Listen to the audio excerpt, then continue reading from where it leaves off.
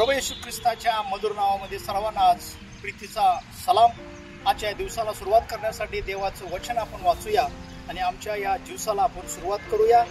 या ठिकाणी नवीन करारातून लूक शुभवर्तमान याचा 15व्या अध्यायामध्ये आपण पाहतो की येशू ख्रिस्ताने 3 उदाहरणे देऊन आपणाला प्रीती कशी करावी याच्याबद्दल सुंदर असं उदाहरण या ठिकाणी दिलेलं आहे। मी वचन वाचत आहे 15वा अध्याय आणि या ठिकाणी 3 आणि 4 हे वचन मी वाचत आहे। मग त्यांना हा दाखला सांगितला, तुमच्यामध्ये असा कोण मनुष्य आहे की त्याच्याजवळ 100 मेंढरे असतात, त्यातून एक हरवले तर 99 रानात सोडून देऊन ते हरवलेले सापडेपर्यंत तो त्याचा शोध करीत नाही।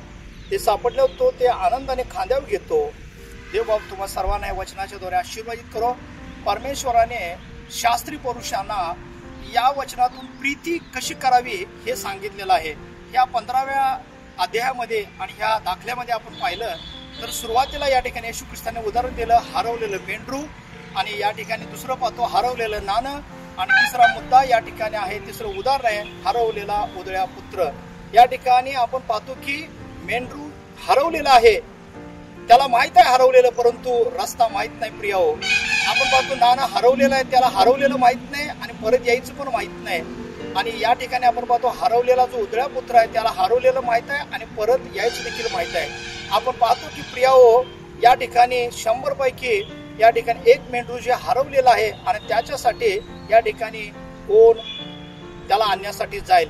तर प्रभू या ठिकाणी या मेंढराची काळजी घेताना आपण पाहताय आणि तेच आम्हाला आव्हान करत आहे की आम्ही आमच्या जीवनामध्ये या ठिकाणी जर हरवले असो तर पिता नक्कीच आमची या ठिकाणी वाट पाहत आहे। आणि म्हणून या ठिकाणी हा सुंदर असा दाखला की येशूने या 3ही दाखल्यामध्ये कशी प्रीती केलेली आहे।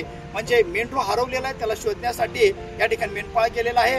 नाणं हरवलेला आहे, त्याला ती स्त्री घरभर शोधत आहे। आणि आपण या ठिकाणी पाहतो की उधळ्या पुत्र हरवलेला आहे, त्याची वाट पिता बघत आहे। तुम्ही मी आपल्या या जीवनामध्ये जर आम्ही हरवलेला आहोत, प्रिय आहोत, सत्यापासून दूर गेलेलो आहोत, तर देवाचं वचन आम्हाला आव्हान करत आहे की आपण पित्याकडे जावे, आमचा पिता वाट बघत आहे। देव बाप तुम्हाला या वचनाने परमेश्वर आशीर्वादित करो। हे चॅनल तुम्ही सबस्क्राईब करा, लाईक करा आणि पुष्कळांपर्यंत पोहोचवण्यासाठी तुम्ही शेअर करा। आमेन।